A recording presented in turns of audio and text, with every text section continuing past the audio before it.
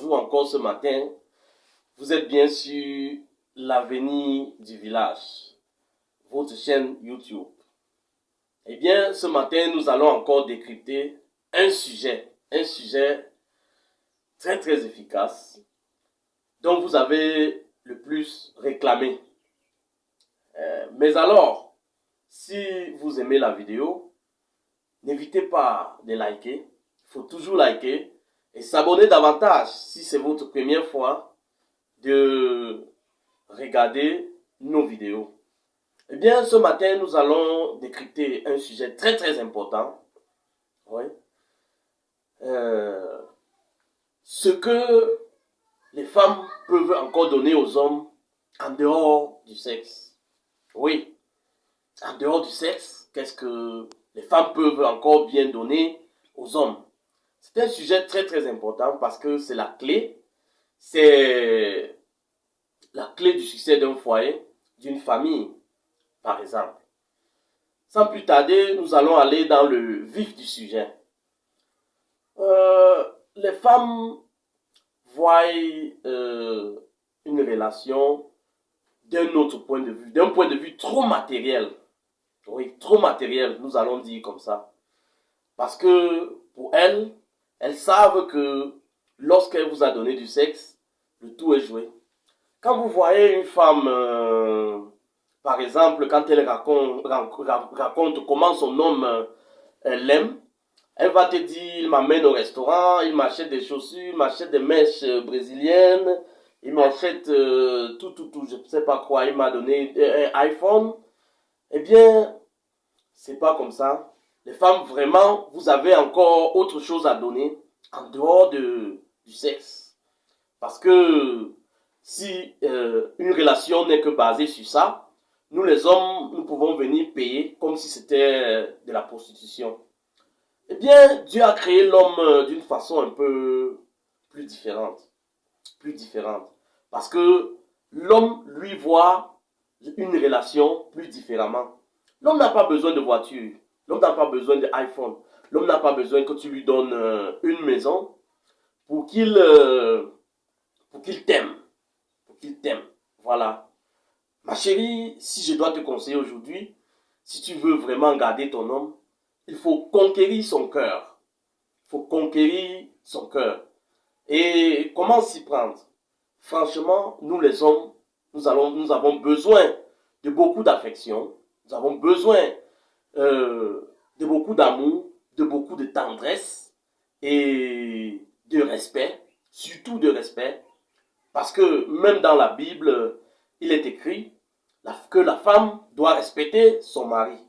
L'homme est le chef de la famille. Et la femme se doit de le respecter. Oui, sur cet angle-là, ne confondons pas ce qui se passe dans les films novelas à la réalité. Ceci est vrai. Parce que nous les hommes, sans vous mentir, nous avons besoin de beaucoup de tendresse. Nous avons besoin de beaucoup de respect. Nous avons besoin de beaucoup d'attention. Oui, il faut être attentionné envers son mari. Chérie, tes cheveux sont très grands. On va aller chez le coiffeur. Je vais payer. Chérie, j'ai trouvé cette chemise très intéressante et je l'ai payée pour toi. Ce caleçon. Et puis, chérie, je veux tailler tes orteils. Je vais tailler tes ongles. Ça, c'est entre autres de l'affection que les hommes ont besoin. J'ose croire qu'on ne peut pas confier une maison à une fille rebelle. Oui. Et si vous les femmes, vous sentez que à un moment donné, vous ne pouvez pas être respectueux envers vos maris, eh bien, ne vous mariez pas. Soyez des lesbiennes, je ne sais pas quoi, comment on dit ça, mais ne vous mariez pas. Ne vous mariez pas. Parce que le mariage est basé sur ça, sur cette clé, le respect, la soumission, la tendresse, l'amour, l'affection. Oui, nous avons besoin de ça. Nous avons vraiment besoin de ça. Parce que quand un homme épouse une femme, c'est pour s'attacher à elle et recevoir beaucoup de se compléter davantage. Par exemple, je ne sais pas comment on dit cela, mesdames et messieurs, Vous devez savoir ce que votre mari aime en tant que comme mets ou bien comme ce que vous devez lui préparer, ce qu'il aime à manger. Par exemple, moi j'aime beaucoup le couscous avec la sauce jaune. Il faut que ma femme essaie autant que faire se peut de préparer ce mets. Ma mère, par exemple, préparait du pistache chaque dimanche à mon papa. Ce sont des gestes vraiment qui sont vraiment tendres. Tendres, parce qu'il ne faut pas confondre la tendresse au sexe. Franchement, je le redis et je le répète ici, si vous ne pouvez pas avoir cette tendresse envers votre homme, franchement, ne vous mariez pas. Ne vous mariez pas.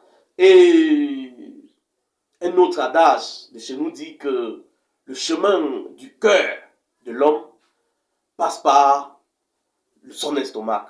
Pour conquérir le cœur d'un homme, il faut passer par son estomac. Ce sont des adages que les femmes doivent respecter pour montrer beaucoup d'affection envers leur mari.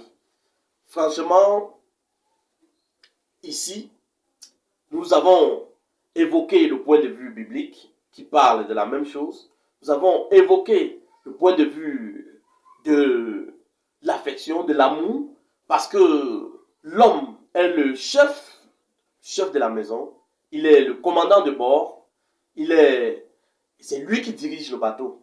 Ceci étant, il faut lui procurer autre chose en dehors de votre sexe pour que vraiment le foyer soit dans de bonnes conditions. Nous avons oublié notre aspect très très important qui est celui de la fidélité.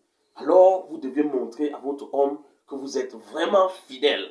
Et cela, vous allez, je ne sais pas, lui démontrer qu'il peut avoir confiance en vous sur ce point-là. Une femme qui n'est pas fidèle dans son foyer, franchement, attire beaucoup d'ennuis, des ondes négatives dans la maison. Et par conséquent, il y a toujours des disputes, il y a toujours des tiraillements, il y a toujours des choses malsaines, des petites maladies qui envahissent la maison.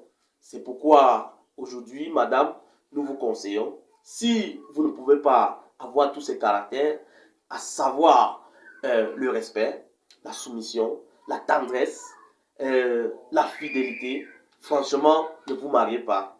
Ne vous mariez pas.